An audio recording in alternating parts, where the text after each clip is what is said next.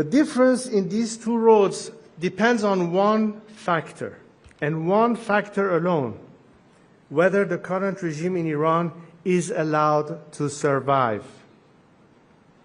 If the West throws the regime a lifeline, there will be more bloodshed and chaos, because this regime will not submit or surrender after it has been humiliated.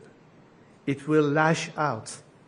As long as it is in power, no country and no people are safe, whether on the streets of Washington, Paris, Jerusalem, Riyadh, or Tehran. There is only one way to achieve peace: a secular, democratic Iran. I am here today to submit myself to my compatriots, to lead them down this road of peace and democratic transition. I do not seek political power, but rather to help our great nation navigate through this critical hour towards stability, freedom, and justice. To the people of Iran, I see your courage, I feel your pain. I know you are suffering. I know many of you are afraid for your loved ones, your children, your future. So I speak to you today with a heavy heart. I worked for years, for decades, so that the scourge of war would never reach the borders of our land. Seeing the images of the people of Tehran forced to flee our beautiful capital, the explosions in Isfahan, the fires along the Persian Gulf, all fill me with pain. But more than pain, I am filled with anger, because this war is the result of the selfishness, hatred, and terror of one man, Ali Khamenei. While he directs this war from the safety of his hidden bunker, he uses our people as human shields. It is time to end the suffering. So today, I have a direct message for Ali Khamenei. Step down, and if you do, you will receive a fair trial and due process of law, which is more than you have ever given any Iranian. To other senior regime officials, those of you whose hands are soiled with the blood of the Iranian people, you too will have to face justice.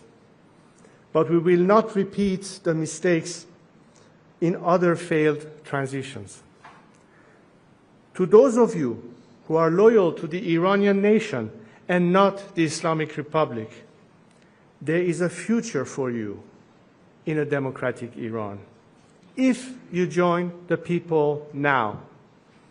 The choice is yours to make. I know these officers, these soldiers, these brave men exist because they are reaching out to me and telling me they want to be part of this national salvation. But now, greater coordination is needed.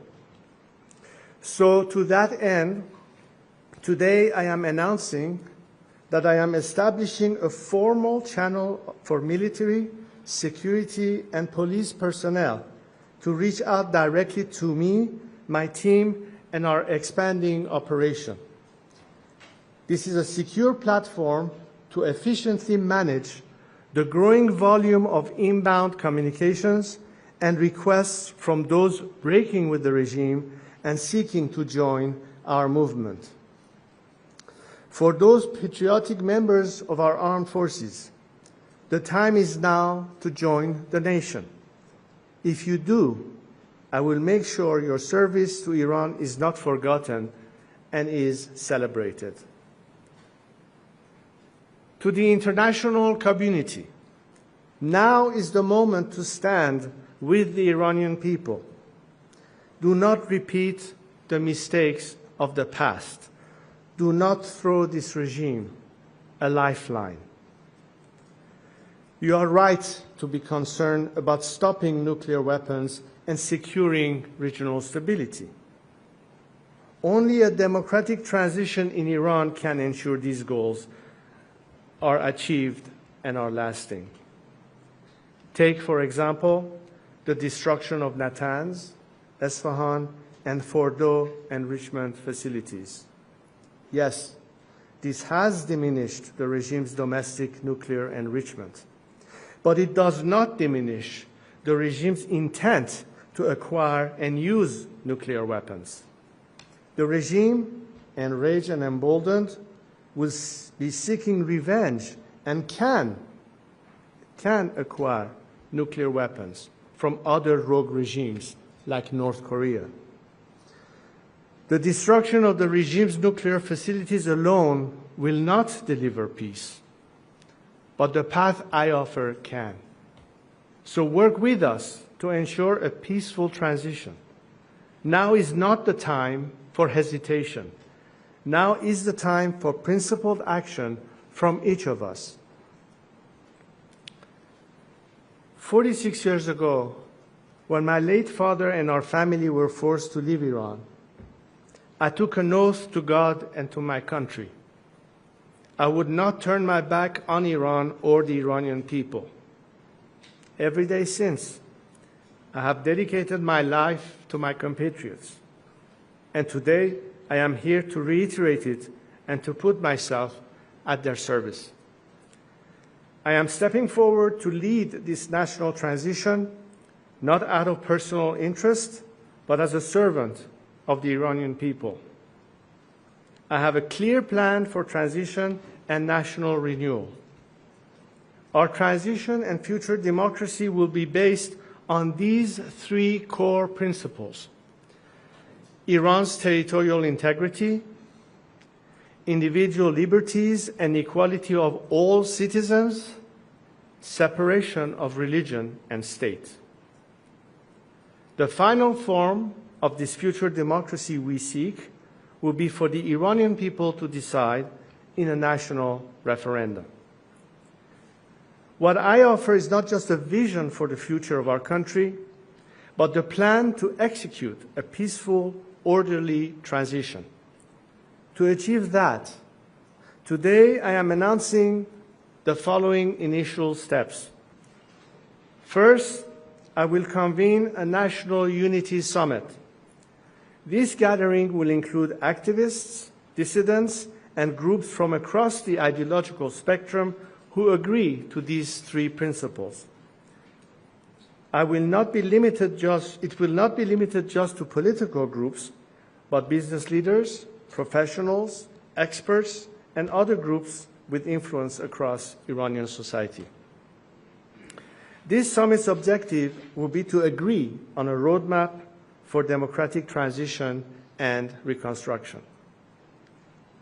Second, in parallel to the democratic process, I am developing an economic plan to rebuild Iran. We have already launched the Iran Prosperity Project, a comprehensive plan for the economic reconstruction and social stabilization of our country in 3 phases. The emergency phase of the first 4 to 6 months, the establishment phase of 18 to 24 months, and the normalization phase, which is long-term. In the coming days, my team of experts will publish the plans for the first 100 days after the collapse of the Islamic Republic based on this work. We are bringing together some of the world's greatest investors, builders, entrepreneurs, and experts who care about Iran and see its immense potential. They stand ready to put in the expertise, the talent, and the capital to rebuild our nation and turn it into one of the world's most attractive markets. Imagine this new Iran, a free and democratic Iran, living at peace with our neighbors, an engine of growth and opportunity in the region, a beacon of culture, innovation, and pride in the world. It is within our reach. We are proud, ancient, resilient people. The task before us Iranians today is no less than the ones faced by the great leaders, the great unifiers, the great builders of our history, like Cyrus the Great. As we embark on the final steps of this path to national revival, to liberation, to peace, we continue to be inspired by him. To my compatriots, this is our moment. I am with you. Let us build this new Iran together. Thank you. Thank you.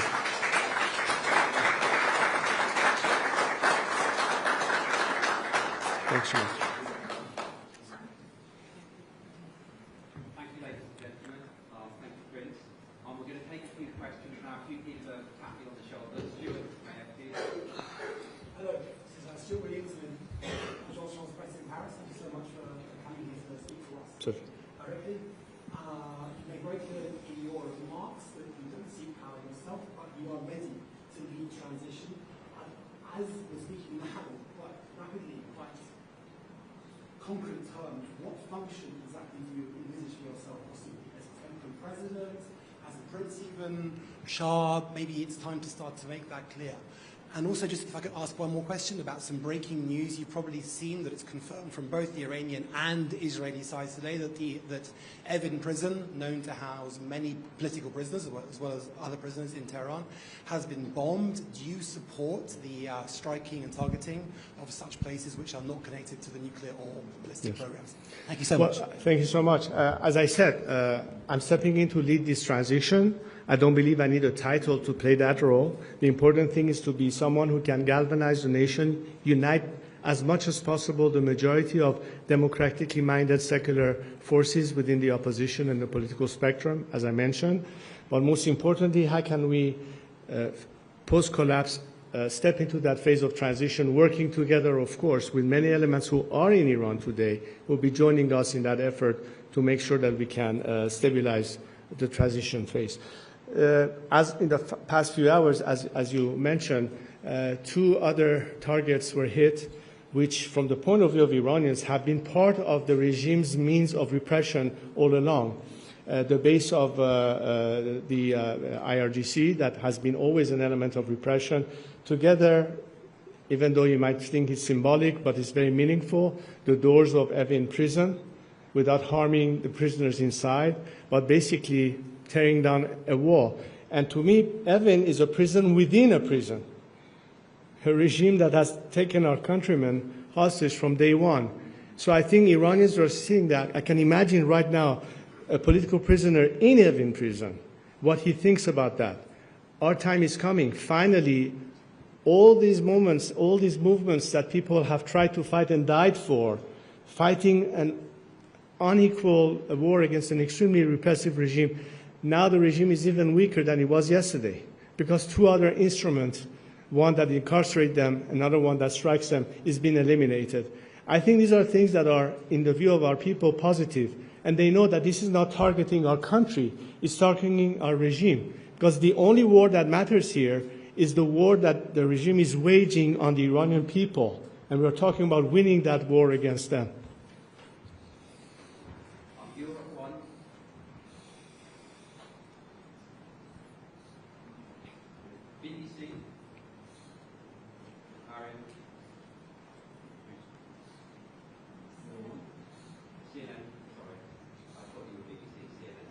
Hi, Melissa Bell, CNN.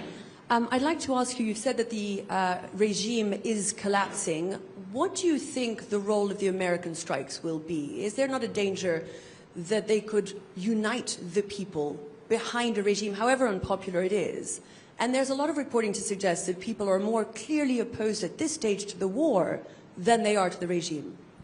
Look, the greatest fear that Iranians today would have is a result of all this for the regime to still survive, because they know that the regime will lash out against them in vengeance.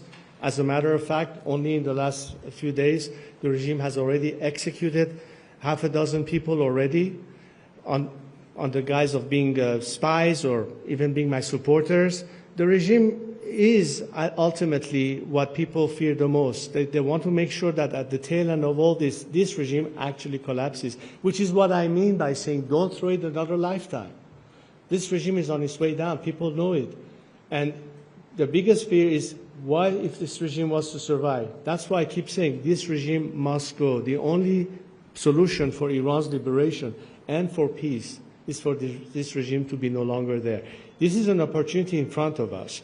So we are doing what we can as Iranians fighting this brutal regime. It is time for the international community to finally decide whether this time they're going to be with the people and help them overthrow this regime. Independent Persian.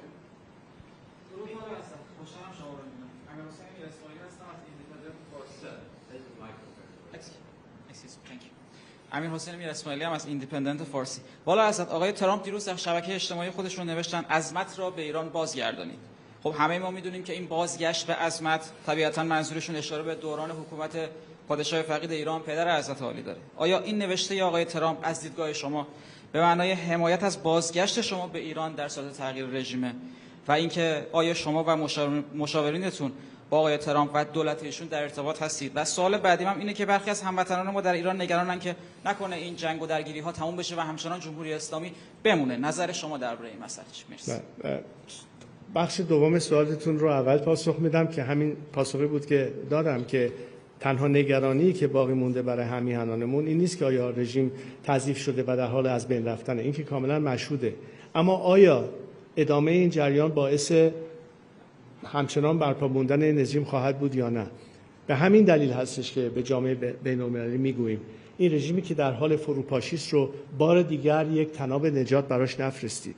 نگذارید که ادامه نظام، ادامه این درگیری، ادامه این جنگ، ادامه تخریب کشورمون باشه. این یک فرصت طلایی است که اکنون دنیا داره و از هر زمان دیگری این فرصت برای همیهنانمون پیش اومده که تا به حال بر علیه رژیم بسیار سرکوبگر بایستی مقابله می‌کردن، ولی الان ابزار سرکوب رژیم تقریبا دیگه از بین رفته و این بهترین فرصته.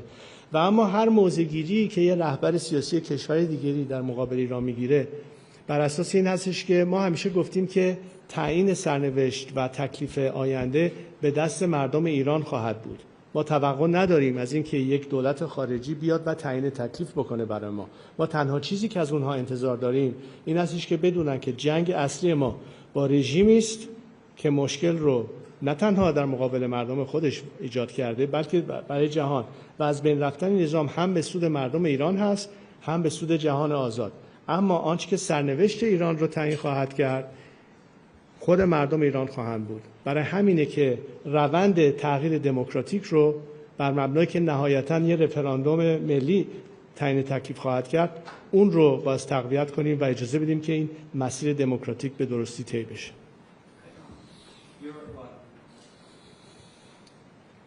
Hello. I work for Europe One. Just one question. We have just learned that Israeli military strikes have hit Evin prison. What is your reaction about this strike? I think I answered the question, but I will repeat my answer. This is yet another indication of how the regime and its apparatus of either incarceration or repression has been targeted. And the way people look at it is that another aspect of the regime means oppressing its own people is being neutralized, therefore opening even more opportunities for them at the right time to step in and move on the final initiative of overthrowing this regime. These are positive elements that the people see finally the end is near and gives them more encouragement that now we have a much better chance of succeeding because this regime no longer, every day is losing more of its apparatus of repression. Thank you.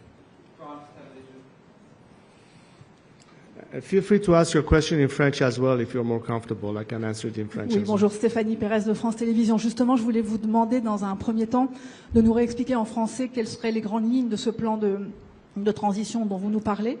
Et dans un deuxième temps, j'aimerais savoir si vous avez estimé le soutien populaire dont vous pourriez bénéficier, parce que beaucoup d'Iraniens avec lesquels nous sommes en contact voient aussi en vous un allié d'Israël qui est le pays en ce moment qui les agresse.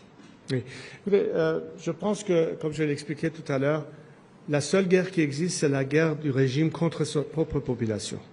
Pendant 46 ans, ce régime n'a fait rien que pour, mener la main de fer contre notre propre concitoyen, pour pouvoir exporter une idéologie à travers le monde, soutenir à travers le terrorisme et la menace nucléaire. Tout ceci n'est pas l'option finale pour délivrer ce pays, non seulement en vue de liberté, mais aussi de stabilité et de paix régionale. Aujourd'hui, nous voyons que des pays qui ont été obligés de réagir contre la menace de ce pays ont dû prendre les mesures nécessaires, mais on voit très bien que les cibles ne frappent pas le peuple ou les intérêts nationaux, mais tout ce qui est les instruments de menace ou de répression du régime, notamment aujourd'hui même. Le site frappé de Basij, qui est, comme vous savez, un des éléments que le régime a toujours utilisé pour la répression intérieure, ainsi que une des structures des gardiens de la révolution à Téhéran aussi comme méthode de répression, la porte de la prison de Evin, comme vous savez, où se trouve la majorité de nos prisonniers politiques.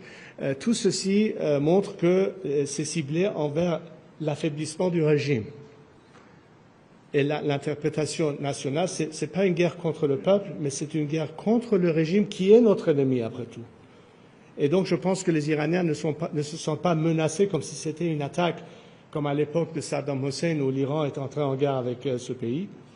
Mais le fait que c'est encore une fois un élément qui équilibre une chance pour le peuple de réagir, parce que tous ces mouvements que nous avons eus, y compris le mouvement de Femmes, Vie, Liberté après le meurtre de Mahsa Amini, l'une des craintes était mais comment pouvons-nous, au-delà d'un certain stade, vraiment se soulever contre ce régime si de répression. Quand ils voient que tous ces éléments répressifs du régime et en même temps les régimes qui commencent à s'effondrer, c'est un élément qui leur donne espoir, qui leur donne courage, que finalement, après toutes ces victimes, avec tous ces sacrifices, nous allons finalement avoir une opportunité pour le soulèvement final.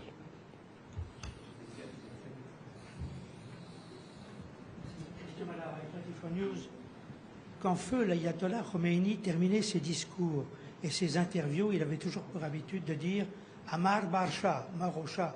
Est-ce que vous, 46 ans après, vous dites Amar Bar Khomeini? Non, les peuples disent Bar Khomeini est mort au dictateur. Mais pourquoi? Parce qu'ils savent très bien que l'ennemi est intérieur. L'ennemi n'est pas extérieur. Quand les Iraniens appellent à la chute du dictature, ça veut dire quoi? Ça veut dire fin à ce régime. Aujourd'hui, nous sommes le plus proche possible à cet avenir, où cette dictature théocratique n'existerait pas, elle est en train de s'effondrer. Les éléments aux têtes du régime préparent déjà leur fuite. Et aujourd'hui, nous voyons que des éléments militaires, police, de sécurité, commencent à nous contacter. Ils ne veulent pas couler avec le navire qui est en train de couler. Ils veulent se rejoindre au peuple. Au lieu d'être devant ou contre le peuple, ils veulent se rallier au peuple. Donc les défections déjà commencent. Et j'ai indiqué dans mon discours que nous préparons déjà le mécanisme de communication. Tout ceci, c'est en vue de préparer, comme vous dites, le terrain dans cette phase actuelle jusqu'à la chute du régime, mais surtout, qu'est-ce qui va se passer pendant cette période de transition. Alors tout ce planning est effectué, vous entendrez encore plus dans les jours à venir, mais comment nous faisons exactement cette chose? Avec la coopération et collaboration des forces intérieures et bien entendu la mobilisation des forces au-delà du pays qui travaillent ensemble sur ce sujet. Et bien entendu au niveau international, quelle sorte de coordination pourrait exister avec des gouvernements clés et concernés? Hi. Tim Ross from Politico. Speak louder, please. Tim Ross from Politico. So the United States Secretary of State and the government of Israel have both said that regime change is not a war objective. Would you like regime change to be a war objective, even if that means Israeli and potentially American troops fighting in the streets of Tehran? My position has always been throughout the years that it is not any foreign government's mission or job or policy to define it as being regime change. The question, however, is for this government to recognize that this is the ask of the Iranian people. And in support of their liberal and democratic aspirations, where do particularly Western democracies stand? Are they going to continue to appease this regime and throw it another lifeline at the expense of the Iranian people? Or will they this time recognize that this is a golden and historic opportunity to put an end, on the one hand, for a regime that has repressed its own citizenry for its own benefit all these years, but also to put an end to any threat that this regime represents. If America or Israel had to respond under whatever threat, ultimately they have to recognize that by a change of regime, everything changes. So it's not that they need to advocate for regime change.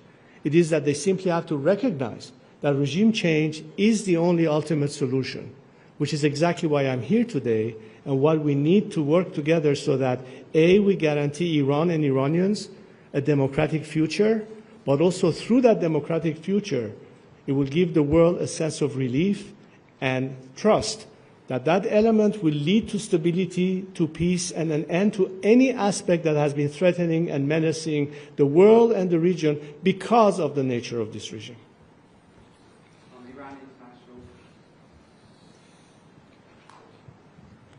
سلام، نیلوفر پورابراهیم هستم. نیلوفر پورابراهیم هستم از ایران اینترنشنال. سوالم رو به فارسی میپرسم.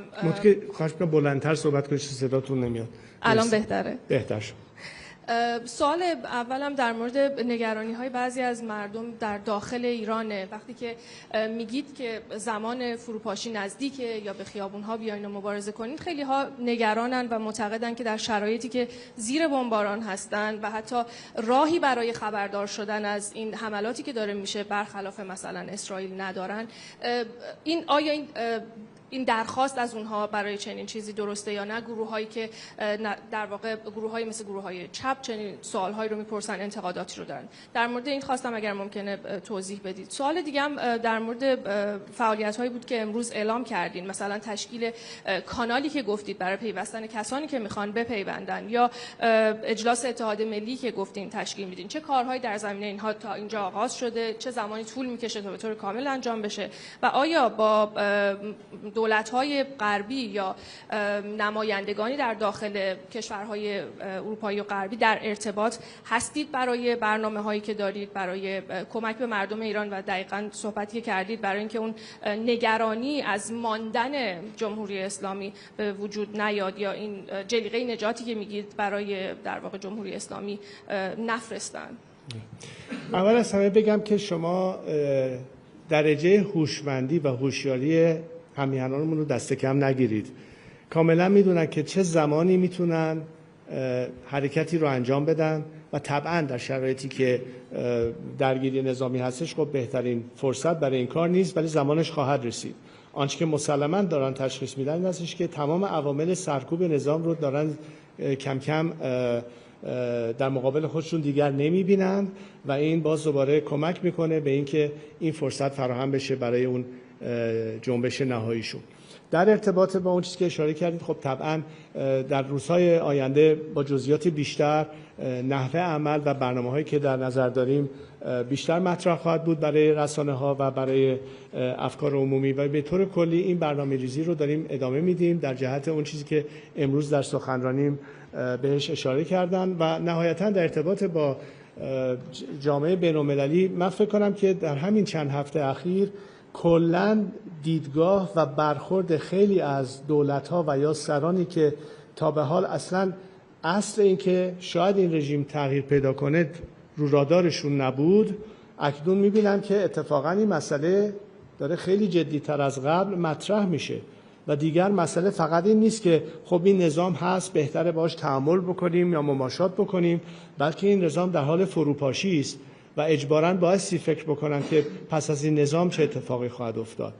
و هم از روی کنجکاوی و هم از روی نگرانی وارد صحبت خیلی مستقیم‌تر از قبل با خود من یا تیم من و دیگران شده‌اند و به نظر من این بیشتر برای همیهنانمون در داخل میگم که بالاخره نه تنها صداشون رو بیشتر امروز داریم میرسونیم که به چه شکلی جهانیان میتونن در حمایت از مردم ایران و خواستشون کمکی باشن، ولی اون توجهی که تا به حال خیلی کمتر بوده امروز روز به روز داره مشهودتر میشه، به خصوص در این روزهای اخیر.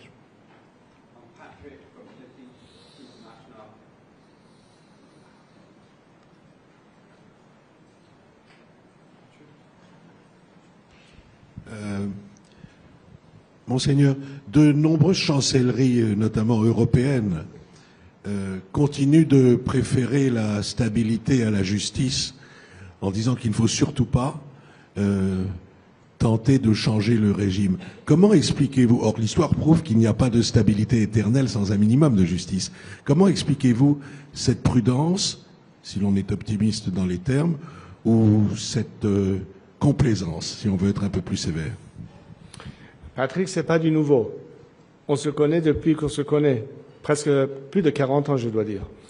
Mais qu'est-ce qui change, au fait? C'est le fait que, peut-être que jusqu'à présent, où on parlait d'une politique d'apaisement, en oubliant qu'il peut être une autre alternative, donc c'était le status quo, mais aussi le fait que ce n'est pas à un gouvernement étranger de décider s'il faut avoir un changement de régime. Il faut écouter un peuple qui réclame un changement de régime. Et à ce moment-là, en tant que des démocraties européennes ou américaines, qui parlent des droits de l'homme, qui parlent des libertés, qui parlent des injustices, qui parlent de tout cela, comment voulez-vous qu'une continuation de ce même régime puisse être la solution et d'être intimidé par la menace du régime, de ne pas avoir un dialogue ouvert avec les représentants de cette démocratie laïque contre un régime sanguinaire?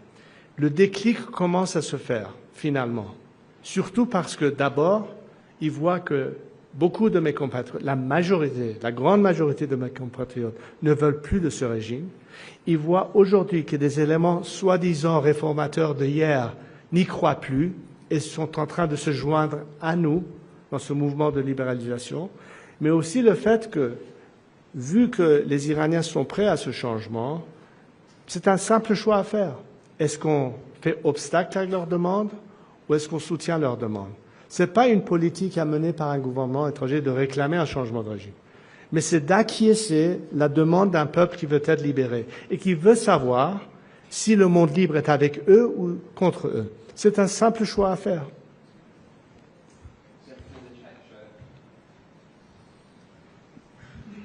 Thank you. Rob Hastings from the iPaper in the UK. Our Prime Minister, Keir Starmer, has called for de-escalation and has suggested that the UK would prefer to see a negotiated end to this current crisis. He hasn't spoken about regime change. President Macron has also distanced himself from the US strikes. Are you seeking to speak with European leaders like Keir Starmer, like President Macron? What would you say to them in the hope of convincing them to your belief that regime change is needed? And, I mean, they're not going to change overnight. Where do you see that process going of engaging European scepticism towards regime change? First of all, I've been giving all these messages to world leaders everywhere for years now. And it's not that they don't know what I have to say or what my message is. What has changed, however, are the circumstances. And because the circumstances are now changing, in the sense that they visibly see the level of fragmentation of the regime and its mere collapse, which is very near, the fact that the regime is completely dismantled in its apparatus of repression that until now helped it sustain itself, and eliminating the greatest danger to a nation that, unarmed, are trying to, through civil disobedience and non-violence way, achieve their freedom. The playing field has now been equalized. My message remained the same as it was 20 years ago. But unfortunately, the truth is that because the pursuit of appeasement and the fear of a regime that takes hostages and intimidates Western governments to have an open dialogue with the force of democracy, they have always shied away and being fearful of talking to someone like me. I think this is changing now. I think we have much more receptive ears. What I would like to be able to do, given the opportunity, is to explain the mechanics of that change so they understand how we intend to do it, what we propose as an instrument, where can they, in fact, facilitate that or assist us. But this is more a discussion for the process. Right now, as we speak, let me point to a few issues that are imperative, where the world can immediately help us. It has nothing to do with talking about policy of regime change and all that. It has to do with empowering a nation seeking liberty. The regime is at war with its own people.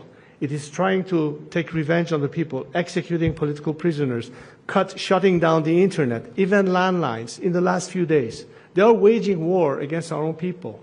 This regime's biggest fear is not an Israeli attack or an American response. It's the people themselves that they fear the most. This is what these world leaders have to recognize, that these are people who want to be with you, the free world, and the only obstacle between them and the free world is this regime. So don't be intimidated by the regime menace. Trust in a nation that wants peaceful relations with a neighborhood. They are not at war with Israel. They're not at war with the Arabs. They're not at war with America. The regime is a regime that has been chanting death to Israel and death to America for 46 years. The Iranian people say, we want to be friends with the world. We want to have cordial relations. It's up to you, world leaders, to recognize that potential, to trust the Iranian people in their intentions, and this is what will be the difference. This time, stay on the right side of history. You have an opportunity today. The worst thing that can happen is for this regime to continue to exist.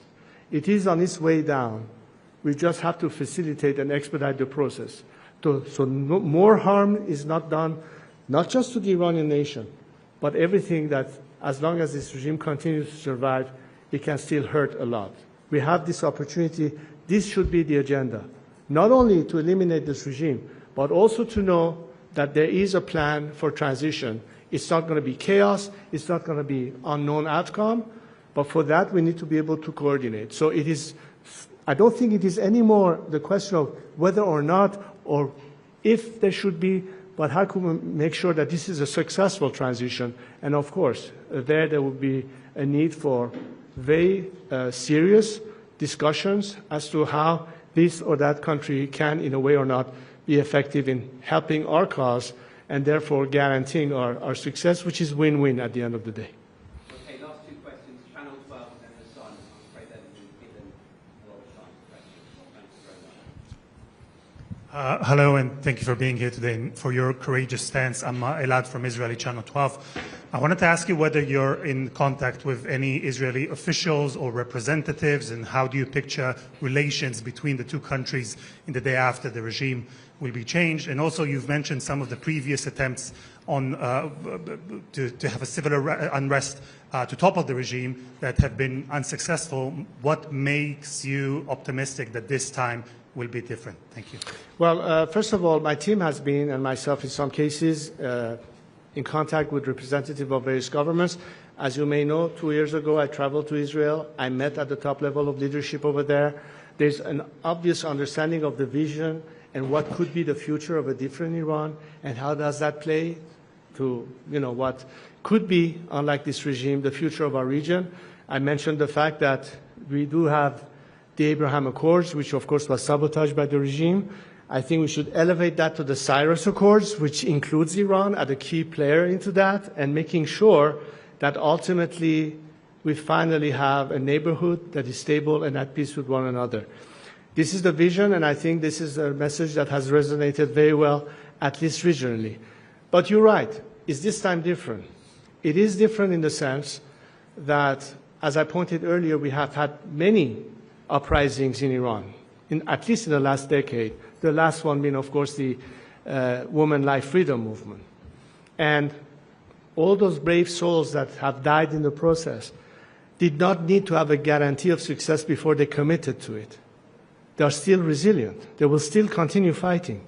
But what's different this time? This time they see that the regime's instrument of repression and terror is being decimated, it's been neutralized, And they understand that this is not a war against them, it's against the regime itself. That in fact it is helping the Iranian people by neutralizing the regime's instrument that so far has been killing left and right our brave compatriots in all of these movements. And this time the Iranian people say, maybe we have a chance. Look, we have seen history many times and its ebbs and flows, right? But ultimately the Berlin Wall came down. The Soviet Union did collapse. The dissidents in those countries finally got their chance. I'm sure that Nelson Mandela or Lech Walesa could not do this at some point without some level of solidarity, not just as a labor movement in Poland, mind you, solidarity in the sense of the world coming to their assistance. And the Iranian people are not asking for anyone to do the job for them. All they are saying is that it will be far less costly for us to succeed if this time you are with us, as opposed to continue a policy of appeasement and throwing this regime another lifeline. Because what would the regime would do with this lifeline? It will retaliate, it will take revenge, it's already trying to do that. So for the sake of the Iranian people and for the sake of the world, we have this opportunity now. We will do whatever it takes as Iranians to fight that fight. But the world needs to consider that the consequence of that change will put an immediate end to all the threats that this regime has represented, whether it is the nuclear threat or terrorism or radical ideology spreading and how it's impacting Europe. We see it in many countries, and all of that can be reversed. Not only that, but beyond security and stability, economic opportunities. How can Iranians benefit from that? How can the world benefit from that? Because you are no longer dealing with a regime that is a mafia-like corrupt system that plunders our national resources at the expense of the Iranian people to spend it on nuclear programs or supporting its proxies in the region.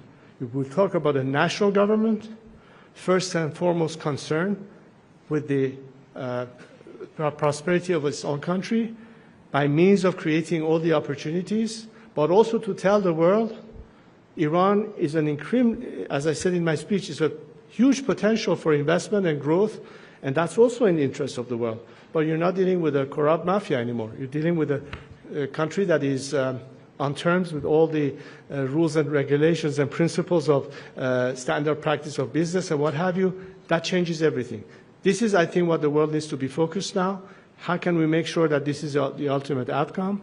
So we have a job to do, and I hope that through this dialogue and working beyond what we had to do as Iranians among ourselves, how can we communicate and explain to the world, this is how you can help us now, and in the long term, what opportunities will be created to the world. That's pretty much, I think, the course of action that we will see in the next few months, and of course there will be much more for us to explain to all of you, but this is where we are at this stage. Thank you. Yes, Katie Davis from The Sun. How much of a threat does the Iranian regime pose in its current wounded state? Could we see them perhaps deploy a dirty bomb or even a hastily constructed nuclear weapon? I'm sorry, I didn't understand the first part. Could you repeat your question, please? So my question is, how much of a danger does the Iranian regime pose right now in its current wounded state?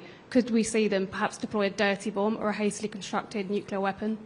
Well, as far as the existing infrastructure that the regime has had, clearly has been severely damaged or curtailed. But as I explained in my speech, just because you have struck the key areas of development or enrichment doesn't mean that the nuclear threat is gone. As I said, they can go and purchase it from the North Koreans, for example.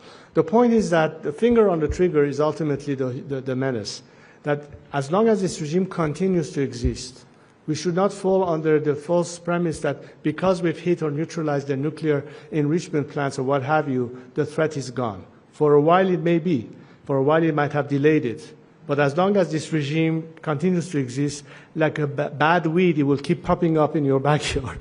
We need to make sure that it is completely eradicated. That's the ultimate guarantee, which is why now that we have this opportunity, now that the regime has been severely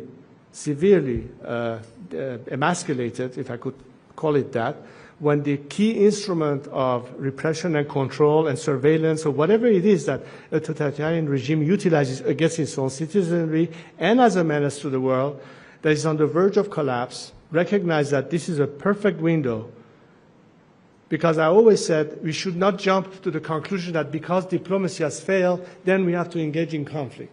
I've always argued in all these years, many of you have heard me say that, why not the third way, which means the Iranian people are your alternative?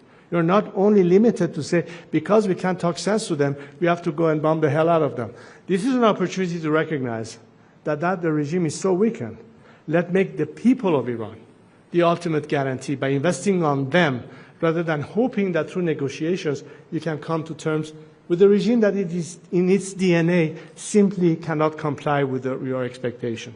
We need to gravitate and have a shift of vision and strategy on that, and that's exactly what I begin to detect. I begin to detect more and more coming from governments that until now were just stuck on that status quo and that are thinking finally that things can change. We have to be able to anticipate a change in Iran, and what do we need to do for that? That's, I think, for me, a positive development. Thank you. Thank you. Thank you all. Thank you so much. Thank you.